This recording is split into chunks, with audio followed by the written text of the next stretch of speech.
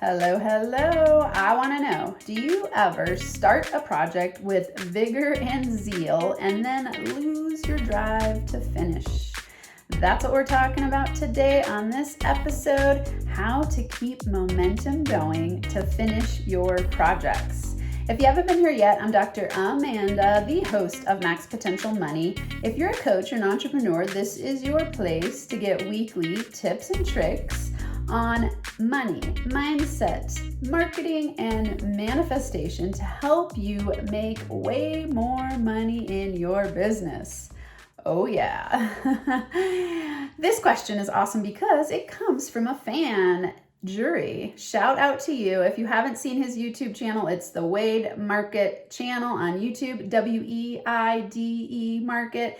And he asked this question. And so something that I want to do is when you all reach out to me with a question that you want answered, I will come here and answer it for you. So this is what he said this week in a comment on the previous episode. He said, "Hey, Amanda, been wondering what happened to you because you all know I took a break to rebrand to Max Potential Money. Great to see you back on the air again. I fully agree that we all should be making a positive impact on the world around us with no NFA excuses. High fives to that. Love your content and the tips and knowledge you share. I think I have good positive beliefs about money and using it for good to make an impact." Yes, yes, yes. I hope that's how you all feel about money. The question he says, I am great at starting things at full steam ahead. So what I'd like to hear more of is how do I back off a little in the beginning to have some left over for the finish? I'd like to get to a level where I actually finalize the projects I start with so much vigor and zeal.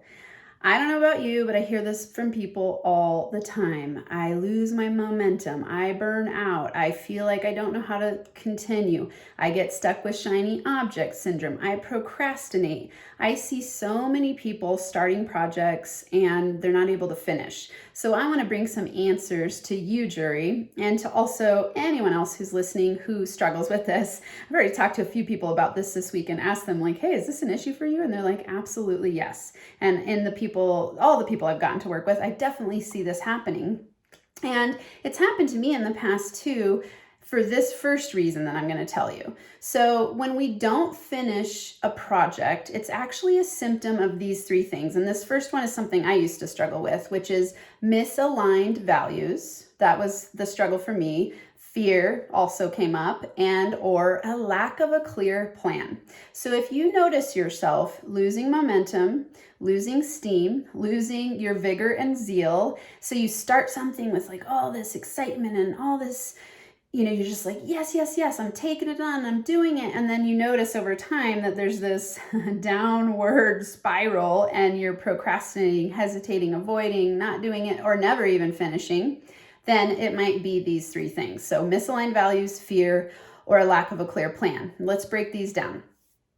So misaligned values has to do with you living in other people's values. What are your values? They're not things like honesty and integrity. It's things like your highest priority action steps. So when you're living in your highest values, it means you're living in your zone of genius. It means that you're waking up every day, and you've heard me say this many times before if you've been listening to me for a while.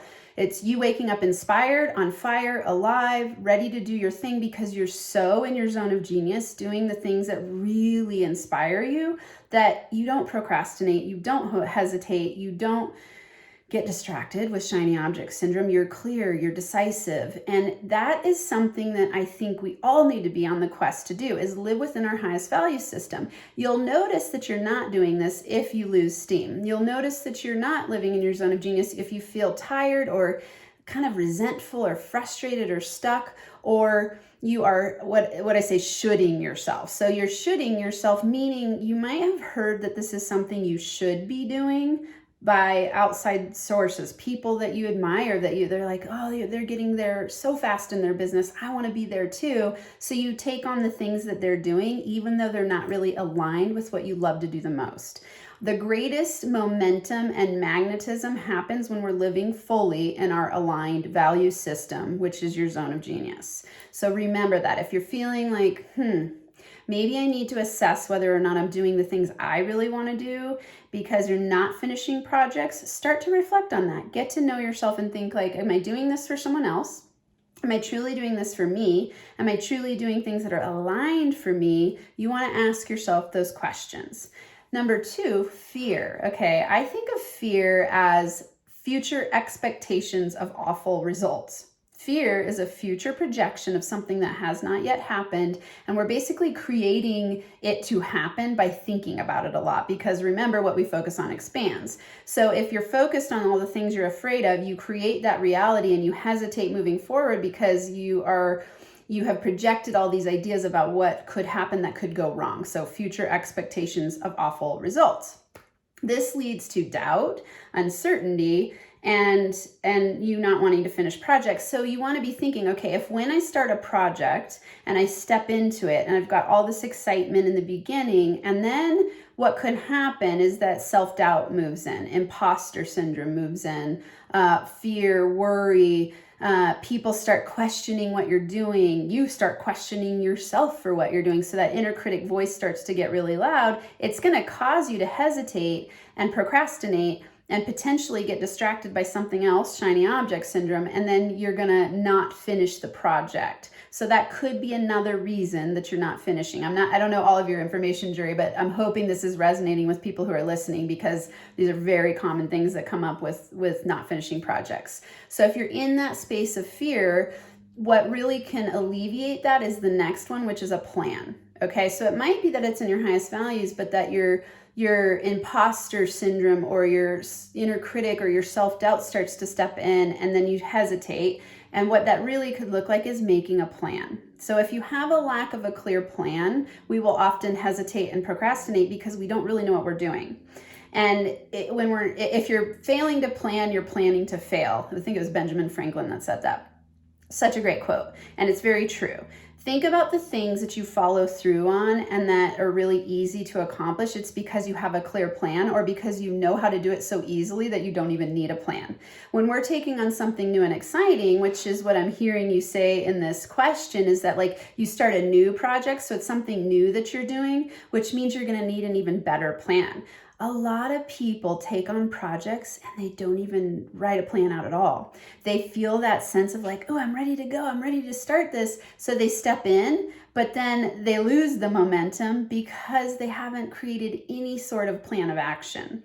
So I really like to help people see projects through by creating a clear plan. And I've gotten to where I actually compress it down to 30 days. So I do a 30-day plan of action instead of like a year-long plan of action or an entire project plan of action. So if you're taking on a huge project, you want to start to chunk it down into smaller bite-sized pieces so that you can actually take strategic action every day and not lose your momentum. So momentum gets built by being consistent. And momentum is one of those things where you want to be consistent in your daily actions. Small, steady growth equals big, huge gains over the course of a year. So I think a lot of people get stuck in this place of imbalance where they take off running like it's a sprint, and they forget like, oh, this is actually a lifelong sprint. If it's a business endeavor, could be a smaller project, but still you need to take strategic, steady, daily, consistent action, and that takes a plan. So start chunking it down into 30 days and go, okay, if let's say right now it's the beginning of February, over the course of the month, and what am I going to do each week to start working on this plan, and start checking it off every single day. And what happens is you start to create a positive neural association in your brain that goes like, oh, I can do this. I can do it one small step at a time. And then you get a feedback loop that makes you want to do it the next day again. And then you can check off from your plan. If you have no plan at all, your brain gets up in the morning and goes, I don't even know what to do. I don't know what step to take. And it starts to feel overwhelming. And so that initial momentum that you felt, or that initial excitement, starts to turn into fear and doubt. So I hope this helps. Let me know. I'd love to hear your comments. And thank you all so much for being here. I hope that you all have an incredible week where you get aligned in your value system, drop your fears, create some strategic plans, because money making is about alignment in your values, allowing yourself to move through fear, and creating a clearly defined plan. Slow and steady wins the race. Be a money magnet. NFA high fives. Thank you for listening to or watching this episode and for being a part of the NFA family. You are why I do what I do. If you're liking what you're learning here on Max Potential Money, you will definitely want to go to www.nfamasterclass.com to learn about the #1 deadly money mistake all entrepreneurs make. Again, that's www.nfamasterclass.com. Until next time, remember to be NFA today.